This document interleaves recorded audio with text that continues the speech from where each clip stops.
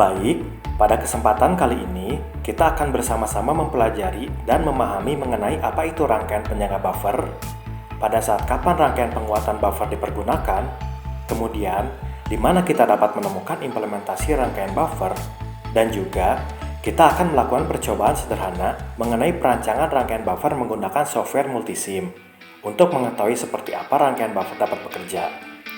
Baik, kita langsung saja mulai.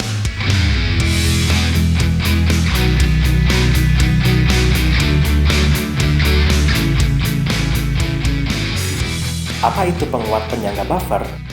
Penguat buffer merupakan penguat kolektor bersama atau pengikut emitor.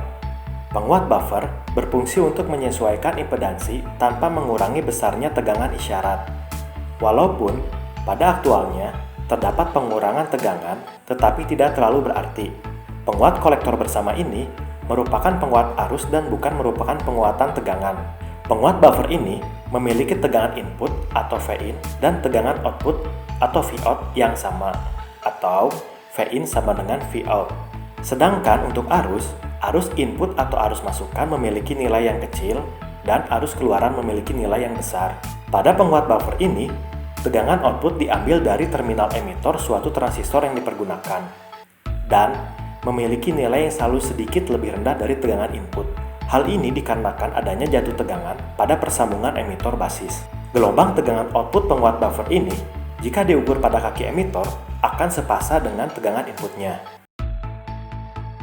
Pada saat kapan rangkaian penguat buffer dipergunakan? Penguatan buffer dipergunakan ketika dua rangkaian yang akan disambungkan memiliki impedansi yang berbeda. Jika kedua rangkaian tersebut tetap disambungkan, maka akan terjadi penurunan tegangan sehingga tidak mampu untuk menggerakkan rangkaian di depannya.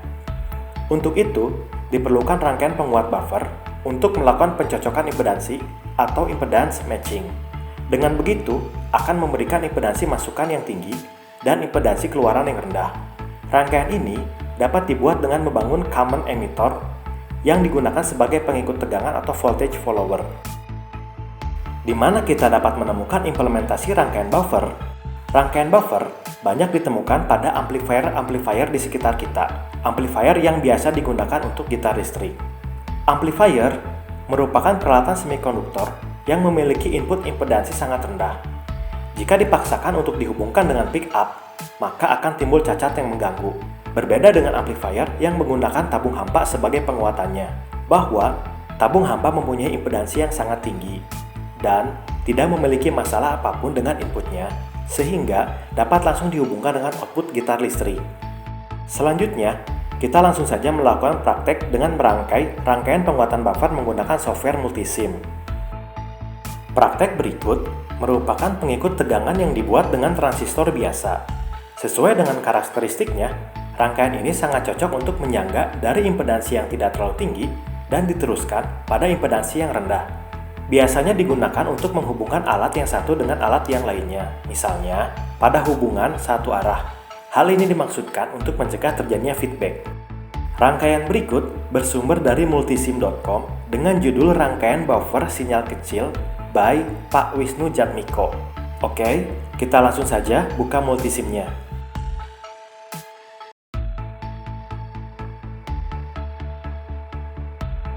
Baik, kita sudah masuk di software multisim. Bahan dan peralatan apa saja yang kita butuhkan untuk praktek berikut? 1. Transistor bipolar. 2. Function generator. 3. DC power. 4. Osiloskop. 5. Kapasitor 100 mikrofarad. 6. Kapasitor 10 mikrofarad. 7. Resistor 37 kilo ohm. 8. Resistor 47 kilo ohm. 9. Resistor 4K 7 ohm. 10. Resistor 10 kilo ohm. Baik, langsung saja kita rangkaian.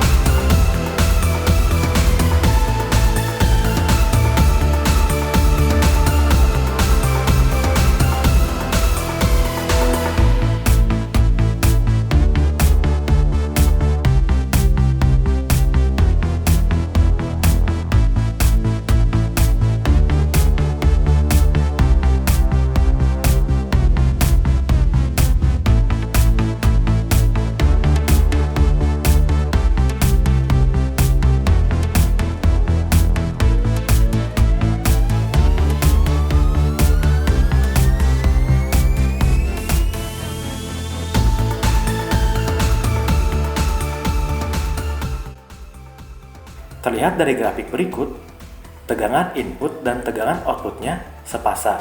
Kita coba saja atur skalanya untuk outputnya. Kita naikkan menjadi 10 mV per div.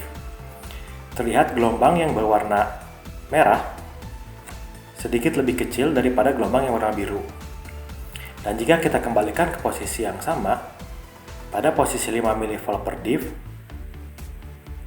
untuk channel B, maka terlihat gelombangnya sepasang. Baik, kita akan lihat berapa nilai tegangan pada posisi input dan berapa nilai tegangan pada posisi output.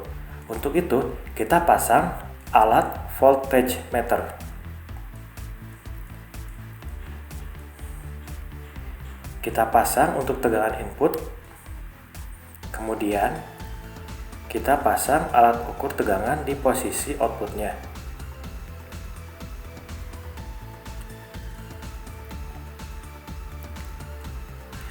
Kita lihat berapa nilai tegangan pada posisi input dan nilai tegangan pada posisi output. Terlihat dari alat ukur tegangan berikut, menunjukkan bahwa tegangan pada posisi input bernilai 7,07 mV. Kemudian, nilai tegangan pada posisi output bernilai 7,01 mV. Hal ini menunjukkan bahwa tegangan input dan tegangan output sepasang dan tidak mengalami penguatan tegangan.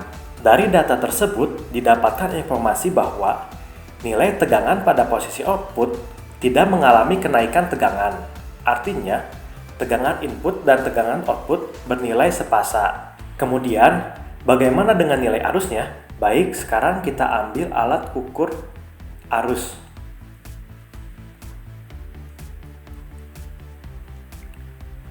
Kita pasang pada posisi input.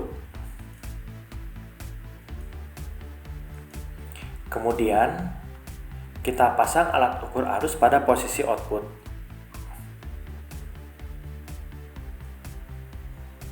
Nilai arus pada posisi input bernilai 344 nanoampere dan nilai arus pada posisi output bernilai 1,3 miliampere. Dari data tersebut didapatkan informasi bahwa nilai arus pada posisi output mengalami kenaikan atau mengalami penguatan. Dari percobaan tersebut dapat kita simpulkan bahwa 1. Tegangan input sebesar 7,07 mV dan tegangan output sebesar 7,01 mV. Output tegangan tidak mengalami peningkatan. Kemudian, arus input sebesar 344 nanoampere dan arus output sebesar 1,3 miliampere. Terlihat dari data tersebut, penguatan arusnya sangat tinggi sekali. Kemudian, gelombang tegangan input dan gelombang tegangan output bernilai sepasang. Demikian pembelajaran saya kali ini. Kurang lebihnya mohon maaf. Jika ada saran dan masukan, mohon tuliskan di kolom komentar di bawah ini. Saya ucapkan terima kasih bagi yang sudah menonton sampai sini. Tetap semangat dan saling membangun. Wassalamualaikum warahmatullahi wabarakatuh.